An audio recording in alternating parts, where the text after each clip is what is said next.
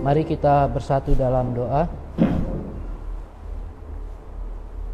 Kepadamu Allah kami mengucap syukur dan berterima kasih hingga pagi hari ini kami diperkenankan untuk beribadah, bersekutu bersama-sama dengan jemaat-Mu. Tuhan, Engkaulah yang hadir dan menghadirkan kami dan berbicara kepada kami, sehingga kami masing-masing mendapat berkat yang daripada Tuhan. Turunlah anugerah-Mu, janganlah satu pun di antara kami yang tidak membawa berkat. Kiranya kasih karunia-Mu menyertai, memelihara, dan mencukupkan apa yang kurang. Dan Engkau sendiri Allah yang berbicara. Dalam Yesus Kristus kami berdoa. Amin. Silakan duduk. Mari kita lihat Alkitab kita dari Markus pasal 14.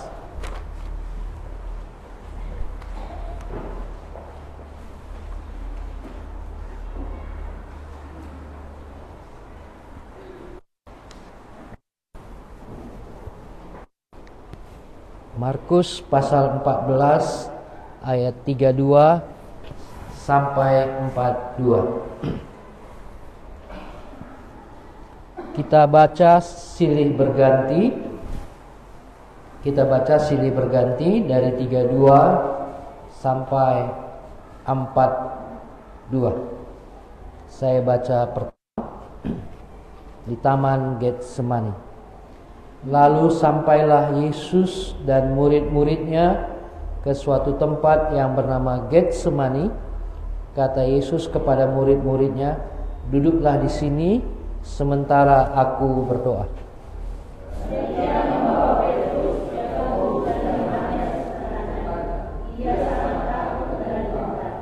Lalu katanya kepada mereka, "Hatiku sangat sedih, seperti mau mati rasanya. Tinggallah di sini dan berjaga-jagalah."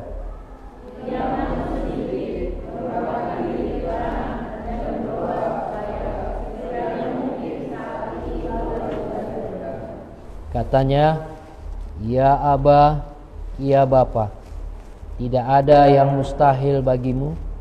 Ambillah cawan ini daripadaku, tetapi janganlah apa yang aku kehendaki, melainkan apa yang Engkau kehendaki."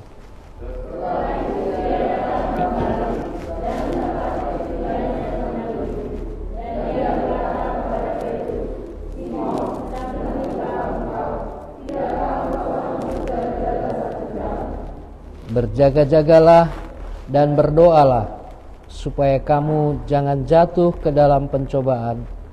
Roh memang penurut, tetapi daging lemah.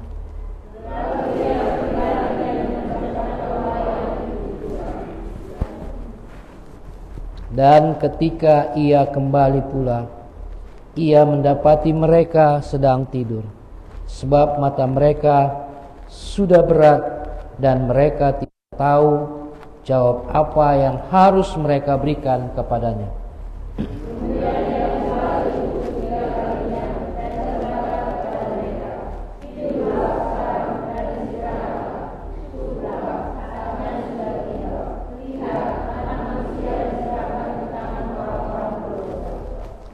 Bangunlah, marilah kita pergi.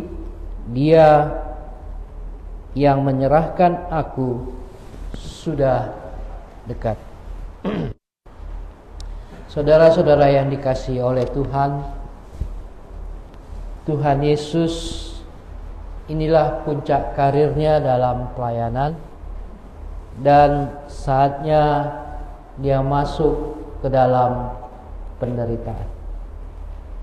Puncak dalam pelayanan dan masuk di dalam penderitaan. Di tempat di Getsemani, gerbang pintu awal dari penderitaannya. Di mana? Di Getsemani. Ya. Getsemani itu sebagai jalan Tuhan untuk menuju penderitaan. Penderitaan Allah dan manusia yang kita kenal dalam pribadi Yesus dalam satu pribadi. Ya. Dan Yesus sendiri mengalami kekosongan, mengalami kegelisahan, mengalami kegalauan. Yesus duduk dan berdoa. Jalan satu-satunya yang efektif untuk menyelesaikan masalah pribadi, masalah dosa, masalah apapun, masalah kita adalah doa. Yesus mengambil sikap, ya. Dan Yesus berkata, "Tinggallah di sini, aku berdoa." Murid-murid mungkin belum mengerti mengapa Yesus harus berdoa. Ya. Dan di ayat 33 ia membawa Petrus dan Yakobus dan Yohanes. Ketiga pilar, ketiga murid, ya. Ini dibawa Yesus sejak semula. Mereka dipersiapkan untuk meneguhkan kesaksian.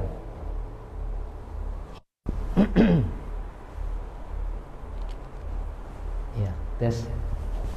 Nah, Yohanes, Yakobus, serta Petrus, ketiga murid ini yang diizinkan oleh Tuhan dan diberikan Tuhan hak istimewa di dalam peristiwa di kota Nain, di dalam banyak peristiwa, salah satu di Getsemani ini. Dan ketiganya ini, ketiga tokoh ini yang turut menuliskan berita keselamatan. Dan ketiga murid ini diharapkan Yesus untuk meneguhkan kesaksian. Nah, dan sementara Petrus, Yakobus dan Yohanes, Yesus menyerukan, "Hatiku sangat gentar." Inilah yang perlu digarisbawahi oleh ketiga murid itu. Hatiku sangat gentar. Murid-murid tidak mengerti. Murid-murid memikirkan yang lain. Tetapi Yesus sudah berhadapan dengan Bapa, di mana kegentarannya adalah mengakhiri hidup bersama-sama dengan mereka. Hatiku sangat sedih kalau hati sudah sedih. Pernah sedih? Pernah ya? Kalau Bapak pernah? Pernah ya? Iya. Mungkin sedih gak ada duit. Paling sederhana sedihnya mau berangkat gak ada duit, kan gitu ya. Nah, apakah sedih Anda bisa ditukar dengan kegembiraan? Iya. Yesus menceritakan apa yang ada padanya. Yesus menceritakan isi hati. Hatiku sangat sedih. Tetapi murid-murid mungkin matanya melek. Ya, mungkin murid-murid matanya lagi ngantuk. Seperti mau mati rasanya. Kira-kira siapa yang kita kenal tokoh yang mau mati rasanya? Siapa? Simpson. Ya. Lagi?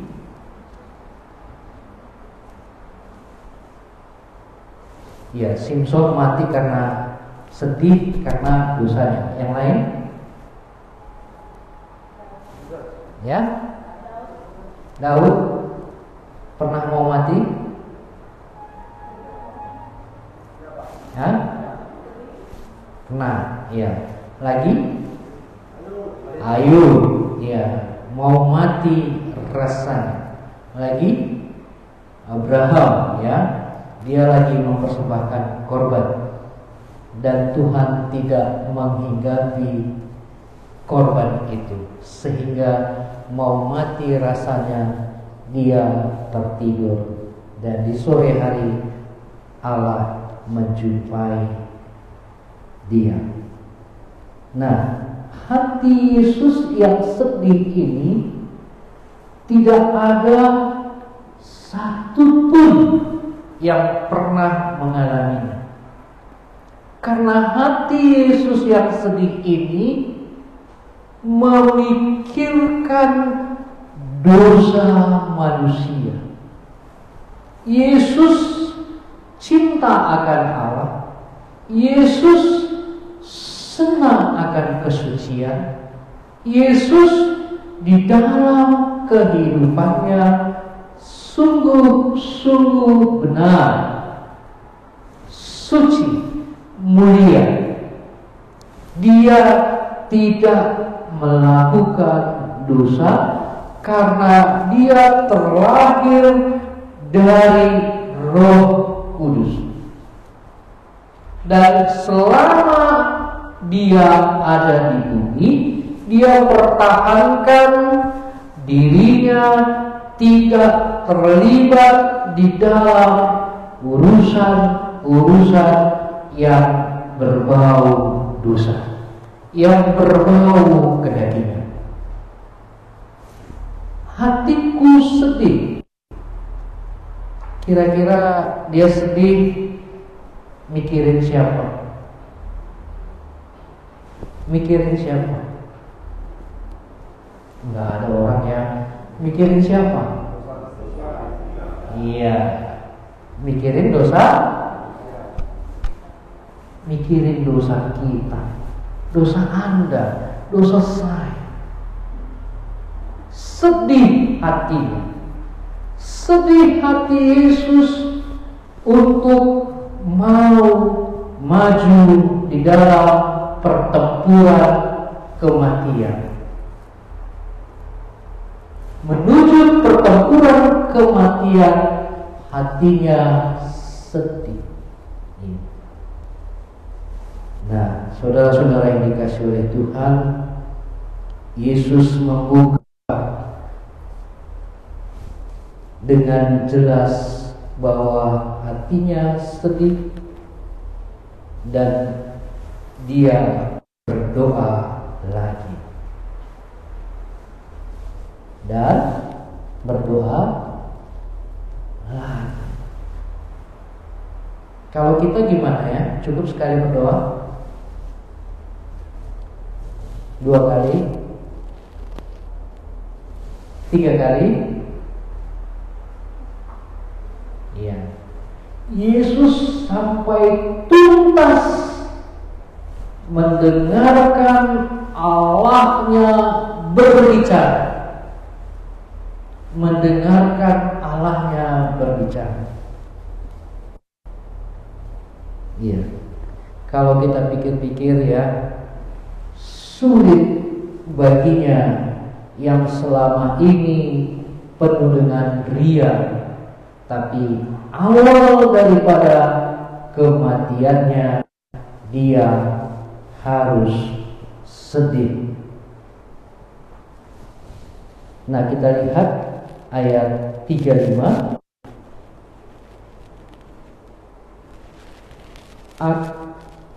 Ia maju sedikit, merebahkan diri ke tanah dan berdoa, supaya kiranya mungkin saat itu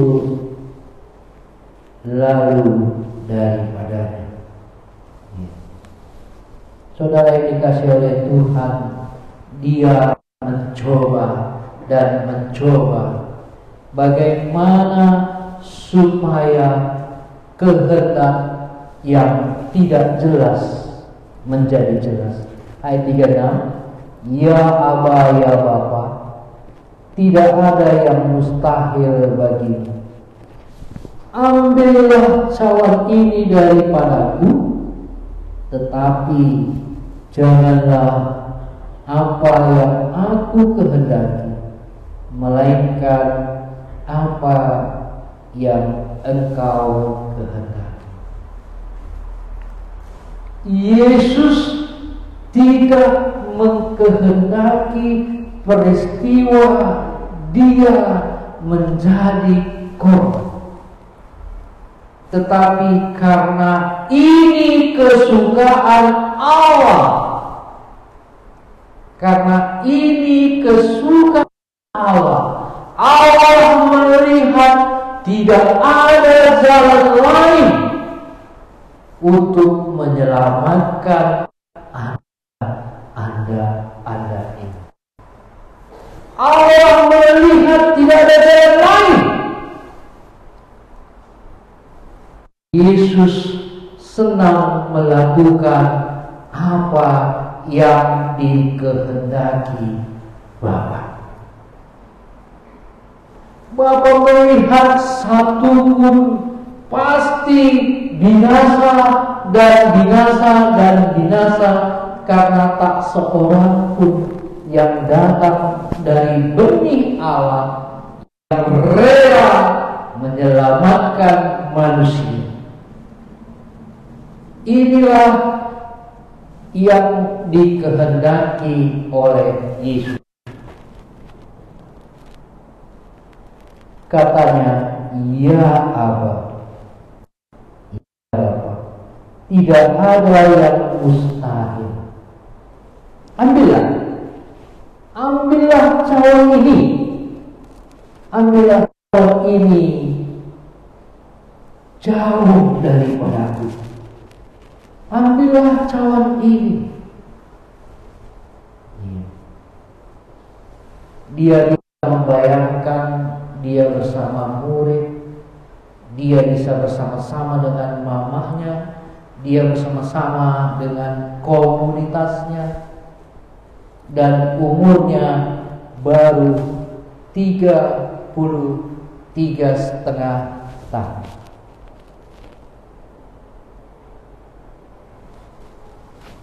Kalau Anda diperhadapkan masa seperti ini, pilih mama atau anak, salah satu harus meninggal. Pilih mana? Pilih mama atau anak?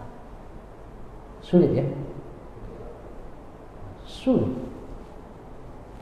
Tetapi Yesus mengabaikan dirinya untuk mau taat kepada Allah. Apa yang difirmankan Allah itu cukup baginya. Apa yang dikatakan Allah kepadanya cukup baginya. Supaya keselamatan itu terjadi bagi manusia.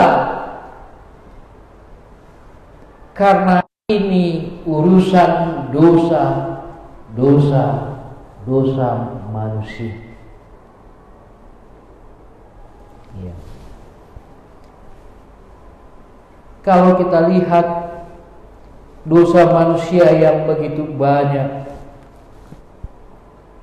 kalau boleh Tuhan muak, sudahlah binasa aja manusia. Tapi tidak. Kasih Allah menerawangi manusia dengan kasih Kristus. Kasih Allah yang tiada taranya. Hanya satu yang bisa menjadi jalan penebusan bagi Anda dan saya.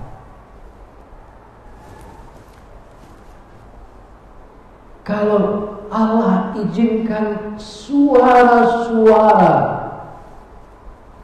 ya mungkin suara setan mungkin, sehingga buyar mungkin, tapi tidak, kehendak-Mu ya Allahku, itulah yang satu-satunya sempurna.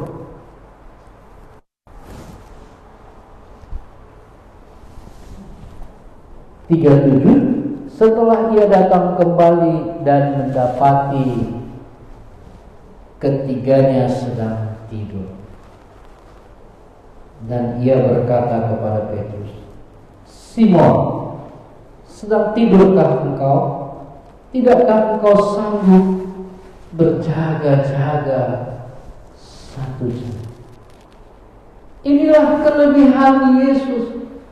Kalau Yesus untuk hal-hal rohani, untuk kepekaan kepada ilahi, untuk datang kepada Bapanya, untuk mendengar firman. Disinilah kita bisa melihat bahwa Yesus beda sama dengan manusia. Yesus sangat mencintai Allahnya walaupun di tengah malam. Ya, walaupun di tengah malam. Simon, dia menegur. Apa tegurannya? Tidak sanggupkah kau berjaga-jaga 1 jam saja? Ya. Berjaga-jagalah dan berdoalah supaya kamu jangan jatuh ke dalam pencobaan. Roh memang penurut, tetapi daging lemah. Roh memang penurut, tetapi daging adalah. Di sini kita baca bahwa sama-sama kita lihat tadi lemah. Iya. Roh memang penurut, tapi daging adalah lemah. Daging menguasai mereka. Daging menuntut kehadapan mereka supaya mereka tertidur.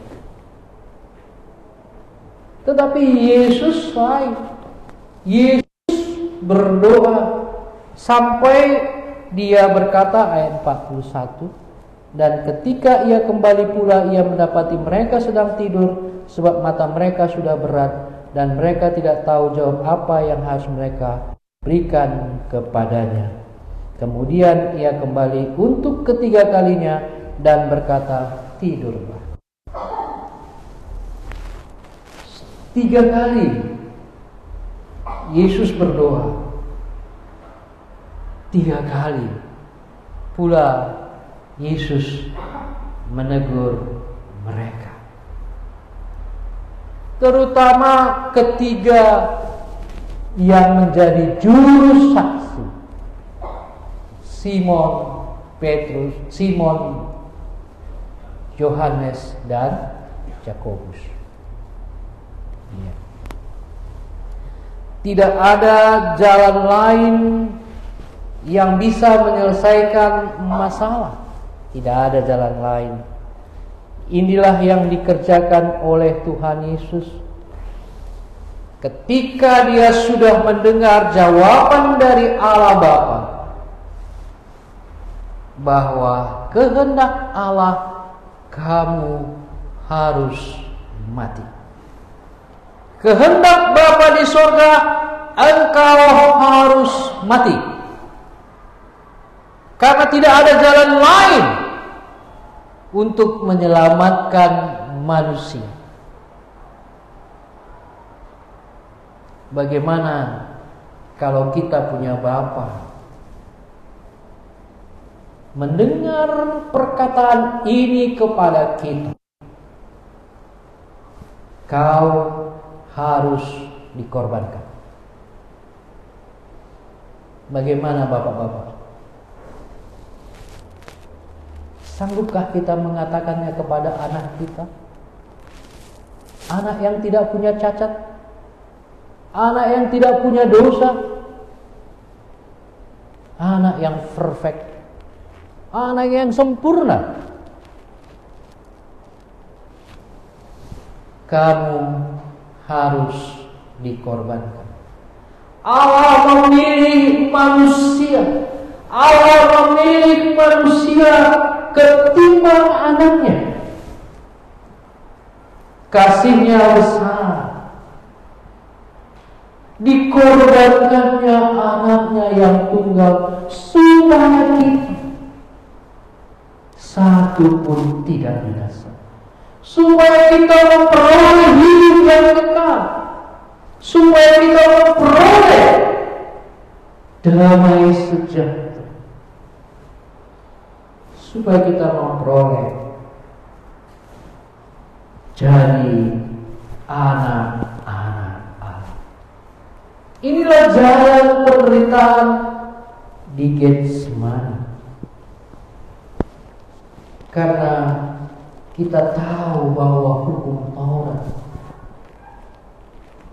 hukum Taurat yang diberikan Allah, dituliskan oleh Allah,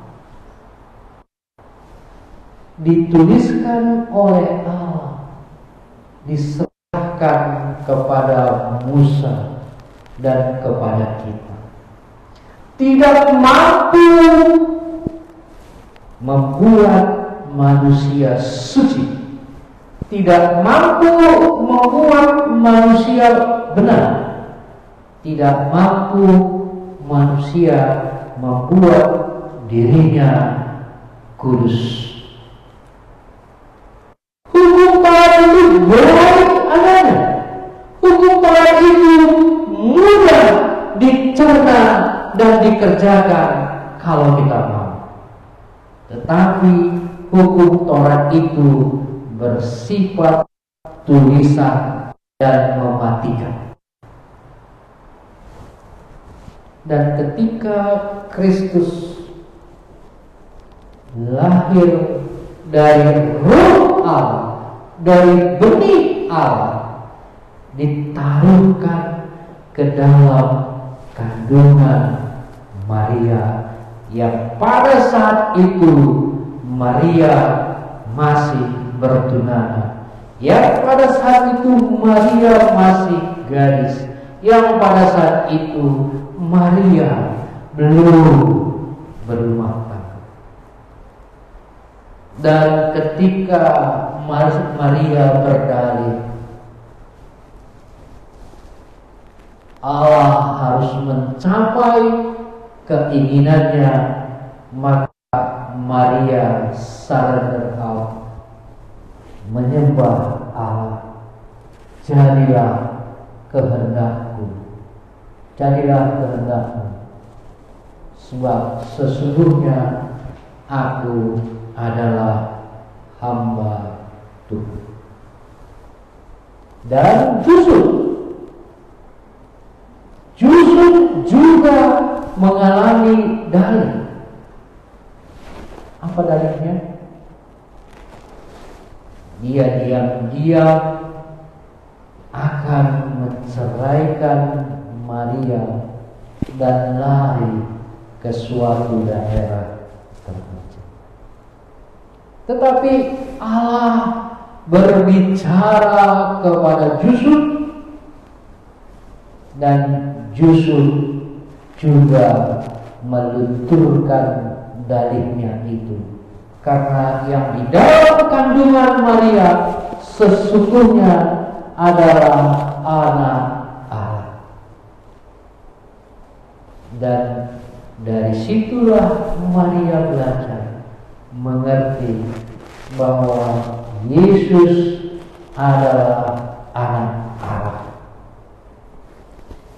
Saudara yang dikasihi oleh Tuhan, Tuhan itu sendiri sudah menjadi daging, dan kalau sudah menjadi manusia harus mati. Tetapi kematian Tuhan Yesus berbeda dengan kematian kita.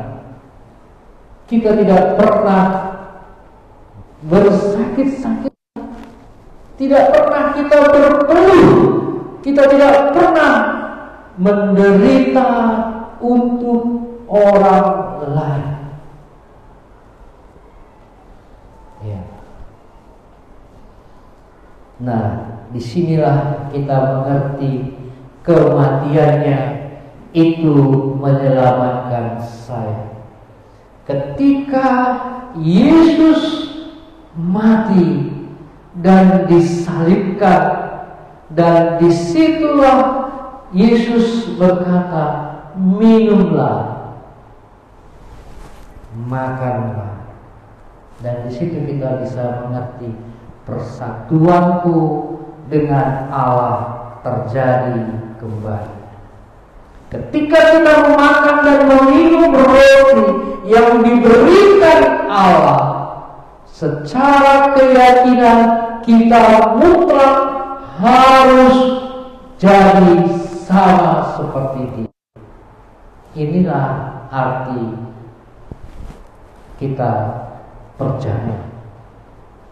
Makanlah, minumlah, kita menjadi sama seperti dia.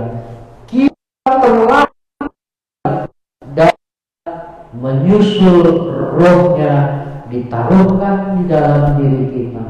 Tadi firman yang tertulis diserahkan kepada Musa, Musa menyerahkannya kepada bangsa Israel. Tidak sah kata Allah, Allah menuliskan melalui dirinya. Dia menggenapi hukum Taurat dan menjadikan hukum kasih karunia. Dan Kristus itu sendiri kasih karunia. Kristus itu sendirilah kasih karunia.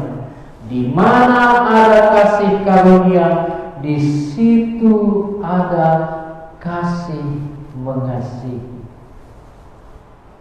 Mengapa dunia sekarang sudah menjadi tawar, menjadi kacau, menjadi kesalahan di dalam kesalahan, sehingga dunia ini tidak lagi melihat kasih. Allah memiliki kasih yang besar. Dia mengasihi kita, dan Dia tidak memperhitungkan Yesus sebagai anaknya oleh karena kasihnya kepada kita. Dan jalan itulah Yesus harus mati. Bapak, Ibu, Saudara yang dikasihi oleh Tuhan, Allah mengirim Roh-Nya dan Dia mau kita menjadi sama seperti Dia. Ini harus kita mengerti. Jalan kita mati supaya kita tidak dihukum. Karena ada sudah yang terhukum di kayu salib, membebaskan saya dari hukuman yang ada. Apakah dosa kita yang seperti kekejian, seperti kenikmatan, seperti yang membahayakan? Allah melihat ini suatu aib di mana Allah harus tetap Allah menyediakan dosa bagi orang yang percaya.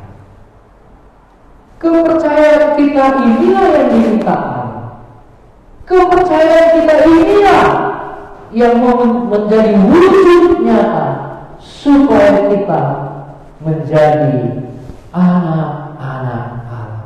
Anak-anak Allah yang ikut hidup bersama dengan Allah, yang ikut hidup menikmati kerajaan Allah dan ikut hidup bersama-sama dengan Allah. Saudara yang dikasihi oleh Tuhan, sejauh mana penalaran kita? Apakah kita di dalam hukum Taurat? Apakah kita di dalam hukum kasih karunia? Kasih karunia yang tidak membedakan, tetapi menjadi kasih sejati, menjadi kasih Allah. Mari sejenak kita renungkan. Apakah Getsemani menakutkan? Apakah Getsemani menakutkan? Ya, bagi Yesus pertama sekali Getsemani menakutkan.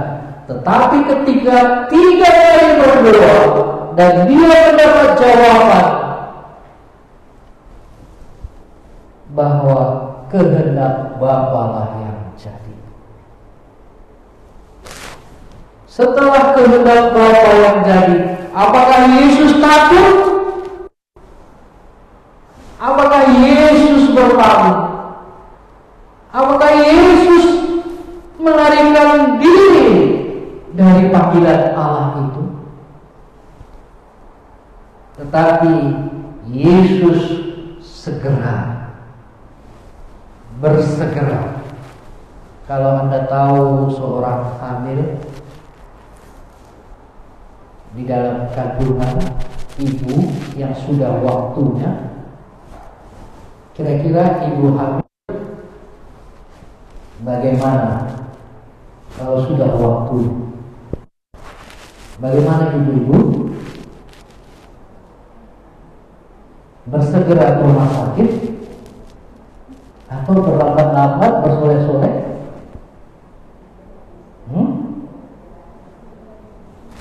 Inilah keadaan Yesus. Dia bersegera ketika 3 kali dia berdoa di hadapan Allah. Jawabannya, kehendak Allah lah yang jadi. Dia bersegera. Mari kita lihat ayat 42. Bangunlah, marilah kita pergi. Dia yang menyerahkan aku sudah dekat. Bersegera. Kalau sekarang ini bagaimana?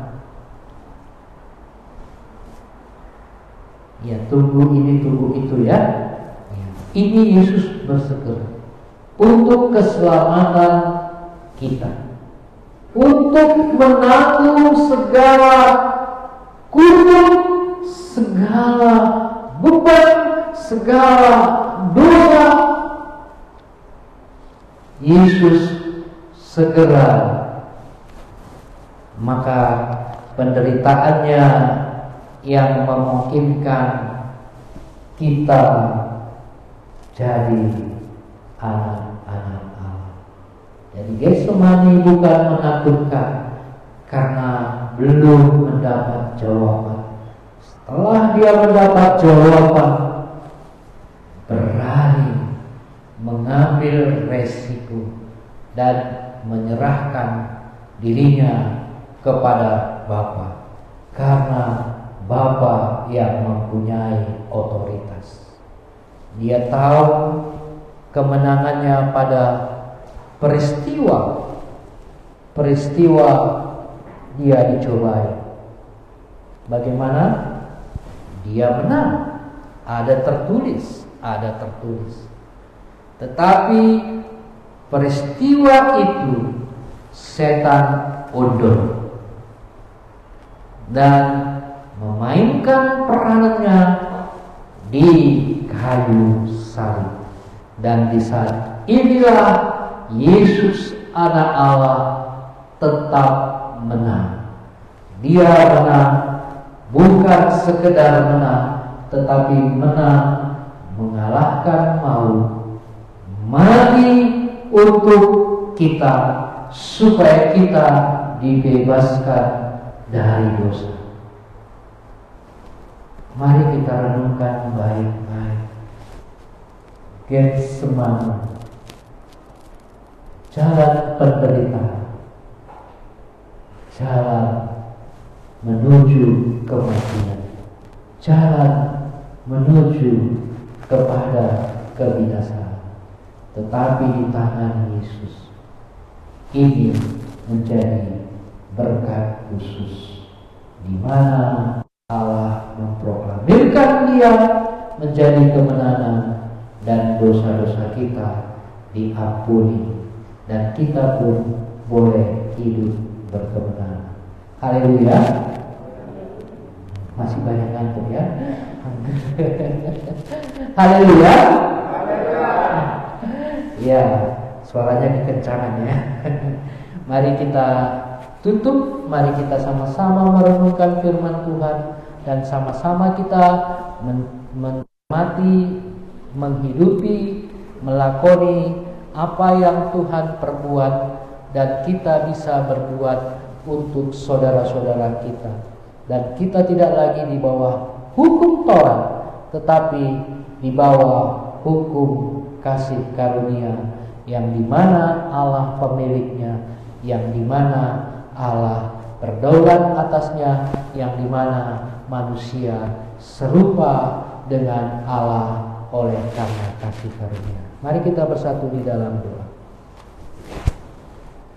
Kami bersyukur dan berterima kasih kepadamu ya Tuhan Yesus. Engkau mendengarkan suara Allah.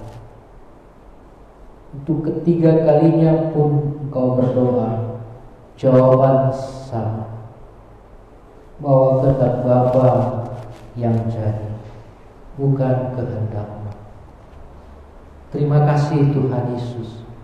Ketika engkau sudah final, ketika engkau sudah mendengarkan sejelas-jelasnya, engkau menyerahkan dirimu. Engkau bersegera dan berharap menghasilkan buah. Kami tahu Tuhan, peristiwa di Getsemani, peristiwa di mana Engkau sendiri untuk menyembahkan kami pada Allah. Terima kasih ya Tuhan. Biarlah Tuhan kehendak-Mu yang jadi terus sampai saat ini, dan itulah gambaran kami kepada-Mu, dan kami mau hidup seperti yang dihidupi oleh Tuhan. Terima kasih Tuhan Yesus, kepadamu kami berdoa dan mengucap syukur. Amin.